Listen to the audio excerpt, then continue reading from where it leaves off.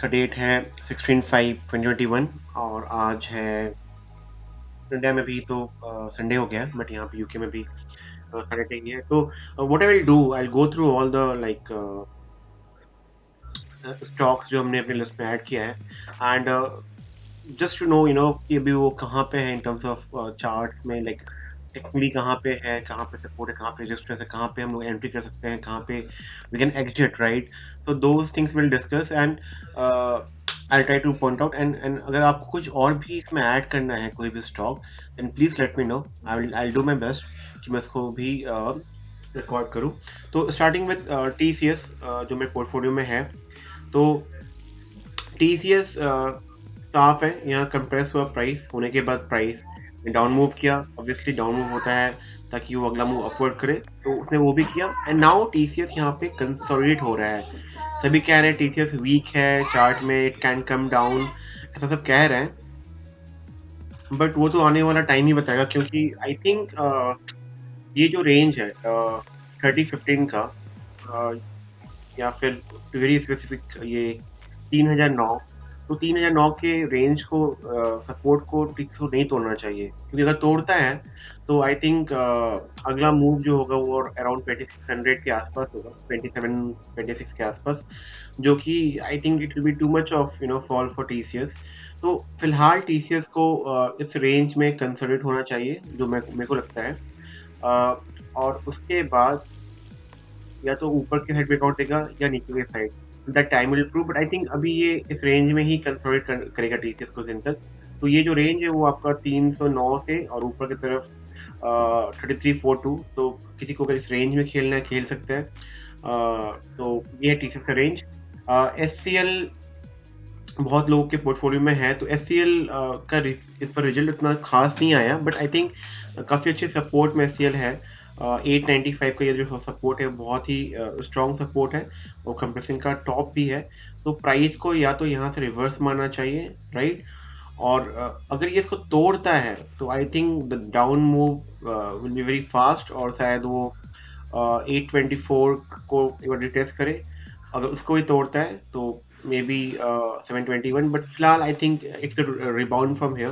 But मैं अभी यहाँ पे एंट्री नहीं मार रहा हूँ SCL में। अगर मुझे और लोअर प्राइस में मिले SCL तो शायद मैं 883 में एंट्री मारूँ और बाकी मैं एवरेज में 725 में करूँ, कभी ना हो, but I will wait for it, क्योंकि आपको दिखेगा तो यहाँ पे RSI में देखो प्राइस प्राइस यहाँ से ऊपर जा रहा है, राइट, बट RSI नीचे तक खिसक रहा है, which makes me a little cynical about SCL। DLF down trend में है नो डाउट, और DLF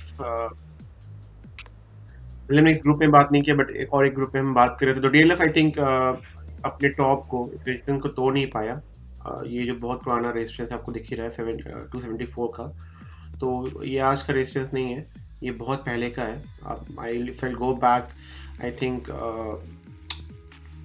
2013 से ये DLF इसी रेंज के अंदर है, और जितनी बार भी इसने हिम्मत की है DLF से तोड़ने की, तो इसको बहुत जोड़ का लाइक ये मिला है। तो DLF बहुत इस मोमेंटम में ना, जब लॉकडाउन के बाद ये सभी भाग रहे थे तो DLF उसी मूड में उसी भीड़ में निकल गया ऊपर, बट फाइनली देखिए DLF दोबारा इसके नीचे आ गया है और इसे टेस्ट भी किया है, and this is where DLF had a very bad fall on Thursday and Friday. So I think I'm confident that DLF will come to 220 के लेवल। शायद यहाँ से थोड़ा सा उसको सपोर्ट मिले 233 पे, बट मुझे को लगता है कि DLF को नीचे लुढ़क के 219 में आना चाहिए। बर्जर पेंट माई फेवरेट सब एशियन पेंट के पीछे भागते, बट मुझे बर्जर पेंट पता नहीं क्यों पसंद है, क्योंकि इंडिया में हमेशा जो दूसरे नंबर पे होते हैं ना उस पे दाव लगाना काफ़ी अच्छा होता है। तो बर्जर पेंट कंसोलिडेट हो रहा है इस रेंज पे। लोअर रेंज जो है वो 697 का है, अपर रेंज जो है वो 774 का है। तो आप स्विंग ट्रेड ले सकते हो, 695 एंट्री मारो, यहाँ पे एग्जिट मारो, बट देखना है कि ये मूव अगला कहाँ देता है। अगर बर्जर पेंट को तोड़ना है तो I think it will take some more time, क्योंकि ये ऑलमोस्ट लाइक जैन से हो रहा है, तो ऑलमोस्ट 3 महीने के कंसल्टेशन है, बट बर्जर पेंट में एक अच्छा मूव आ सकता है, मुझे लगता है बड़ा मूव, क्योंकि मुझे आई थिंक अगर आप इसका देखोगे जर्नी अब तक, तो आई थिंक काफ़ी अच्छा है बजट फ्रेंडली जर्नी। तो एक मूव ये आएगा। आप देखो यहाँ पे भी कंसल्टेशन हुआ था, राइट? इसके बाद अप मूव आता है और फिर वो नीचे खा के दोबारा भागता है। This is how stock behaves. हो सकता है इसके बाद एक अच्छा मूव आए, फिर वो नीचे आए, बट अगर ऐसा मूव आए तो आप यहाँ पे प्रॉफिट बुक कर सकते हो। But I think Berger print आपको एक ब्रेकआउट दे सकता है आने वाले कुछ वीक्स में। तो keep an I on it. Kotak bank काफ़ी वीक है, जहाँ तक मुझे याद है। हाँ, कोटक बैंक बहुत वीक है।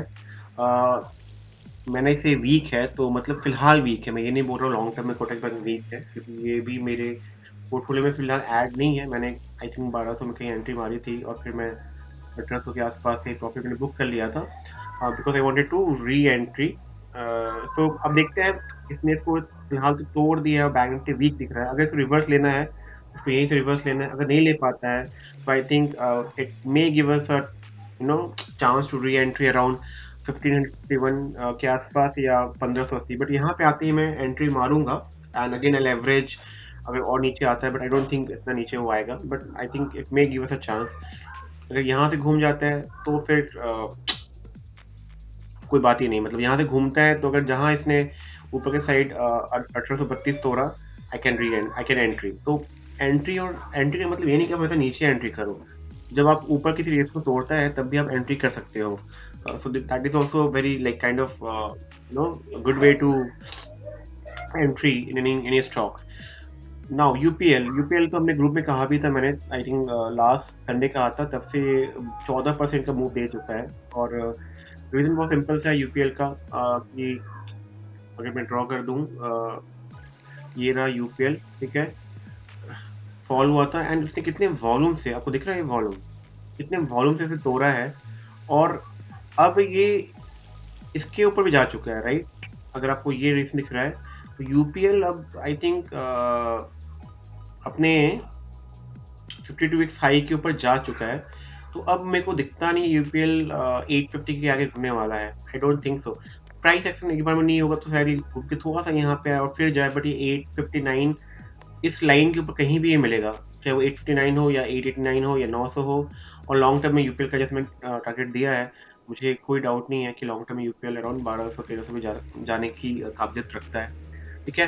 कोल इंडिया ने मुझे बहुत तड़पाया, बहुत रुलाया, ठीक है। और रीज़न बहुत सिंपल सा है, कंपनी इतनी खास मतलब ठीक है, कोल का की हालत क्या है आपको पता ही है, कोल इंडस्ट्री की हालत क्या है पता ही है। लेकिन कंपनी, ये जो स्टॉक में मैं देखूँ टेक्निकली, तो काफ़ी अच्छा कंसोलिडेट कर रहा था। करने के बाद अ, इसने नीचे रिटेस्ट किया। मैं यहाँ काफ़ी अच्छे प्रॉफिट में भी था कोल इंडिया में, इस पॉइंट पे 161 पे। बट दोबारा ये नीचे आके इसी के अंदर आ गया, तो दोबारा ये नीचे आ सकता है। तो I will may be Monday I will book में मैं निकल जाऊँगा कोल इंडिया में। आई थिंक बाई प्राइस के आसपास ही है। तो मैं निकल जाऊँगा, या फिर maybe I will wait for 138 का स्टॉप लॉस, देखते हैं। क्योंकि वॉल्यूम अच्छा है तो एक चांसेस तो है, क्योंकि अगर ये तोड़ेगा तो कोल इंडिया का अगर ये तोड़ता है तो मेरा जो टारगेट था, एक मिनट में इसको मंथली में अगर डाल दूं, मंथली चार्ट, राइट? तो कोल इंडिया का जो मेरा टारगेट था, राइट, हाँ, तो वो अराउंड 193 का है टारगेट। अगर इसको सस्टेन करता है, ये ब्रेकआउट देता है, तो आई विल कीप एन आई। देखते हैं, मे बी आई वेट, मैं मंडे ना सेल करूँ, देखता हूँ कैसा मूव आएगा इसका मंडे को। And power grid I am bullish. 307 के प्राइस के लिए मैं पावर ग्रिड में आई होल्ड। मैं से नहीं कर रहा पावर ग्रिड से। और एक ही चीज है कि कंफर्मेशन तभी होगा अगर पावर ग्रिड ने गलती से इस प्राइस को तोड़ दिया, 233 जहाँ से इसको प्राइस रिजेक्शन मिली है, तब तो बात ही कुछ और होती। पर ये तोड़ नहीं पाया फ्राइडे को, क्योंकि निफ्टी वीक था, वरना तोड़ ही देता शायद। वॉल्यूम बहुत खास नहीं है, तो अगर ये डाउन साइड तोड़ता है 223 और फिर रुक जाता है और रिटेस्ट करके दोबारा फेल होता है, तो I exit from Power Grid. But I think it will make 305 in long term, अगर हम थोड़ा सा इसमें थोड़ा सा रखें तो। गेल अगेन, गेल एकमात्र ऐसा स्टॉक है जो मेरे लिस्ट में है, जो मुझे थोड़ा सा नर्वस कर रहा है। नर्वस इसलिए कर रहा है क्योंकि गेल, अगर आप देखो, अगर ये दे देता क्लोजिंग यहाँ पे ना फ्राइडे को, थर्सडे को, 165, तो मैं कॉन्फिडेंट होता गेल के ऊपर, बट इसने फिर एक बहुत गंदा क्लोजिंग दिया। बट अगेन ये गेल और कोल इंडिया ऐसे पॉइंट पे ना जहाँ मैं इसको बेरिश नहीं बोलूंगा, क्योंकि लॉन्ग टर्म पे ये बेरिश है। हो सकता है निफ्टी वीक है, इसलिए फिलहाल थोड़ा सा प्राइस में नीचे तो आ सकती है, बट लॉन्ग टर्म में आप ब्लाइंडली गेल में you can wait for target 297, ठीक है। uh, अगर ये तोड़ता है इस प्राइस को, अगर ये इसके ऊपर वेट एक्सटेंड कर जाता है 159 के ऊपर, डाउन साइड में अगर गेल 140 को तोड़ता है तो एग्जिट, आई बुक में लॉस, ठीक है। कोरोमंडल अगेन तैयार रहिए, इसे ध्यान रखिए, एक कंसोलिडेट हो रहा है बहुत अच्छे से। रेंज यहाँ पे आपको दिख रहा है रेंज, राइट।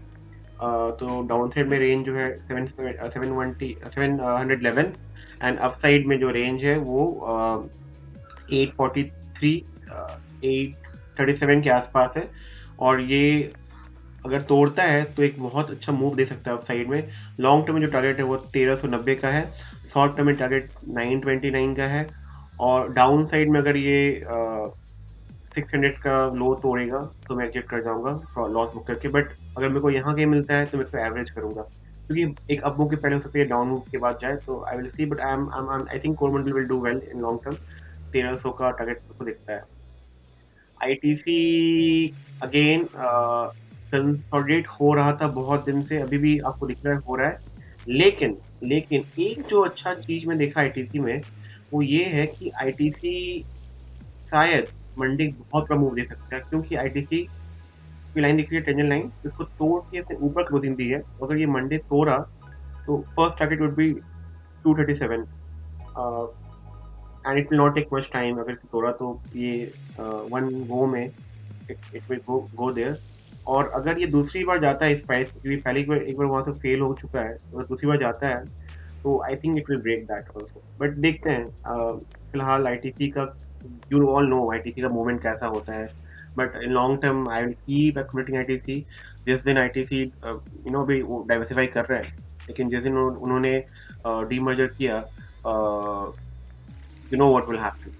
तो ये अपडेट है। अगर आपको कोई और भी स्टॉक लगे, मैंने ट्राई किया जितने स्टॉक में कर पाया हूँ कैप से 12 मिनट के अंदर मैं किया। I will try to do it within 10 minutes, but ये पहली बार कर रहा हूँ ऐसा, तो फिर मे बी फ्यूचर में होगा। तो थैंक यू, बाय, जय Hind, and be good and do good. Thank you.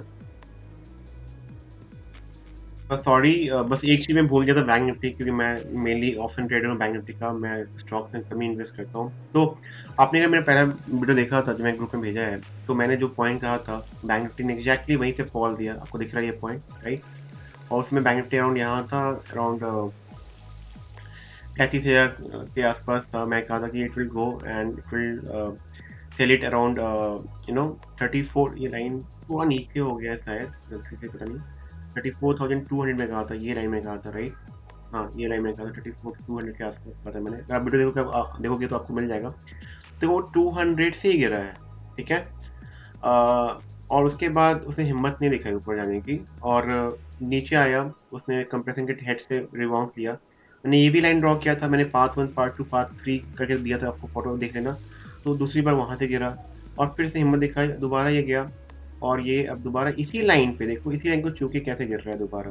तो अब देखते हैं मंडे क्या होता है। चार्ट में काफ़ी वीक दिख रहा है, बट जो दिखता है वो होता नहीं है। लाइक अगर तोड़ा इसने, गैप डाउन ओपन कर दिया, तो फिर एक बहुत बड़ा फॉल आएगा बैंक निफ्टी में, जो मैं बहुत दिन से एक्सपेक्ट कर रहा हूँ। लेकिन एक ही है कि बैंक निफ्टी यहाँ पे जो दिखता है वो होता नहीं है, तो इसलिए मैंने फिलहाल कोई पोजीशन नहीं रखा है, बिकॉज कंफर्मेशन तब आएगा जब ये इसके नीचे ट्रेड करेगा। देखते हैं क्या होता है। Thank you.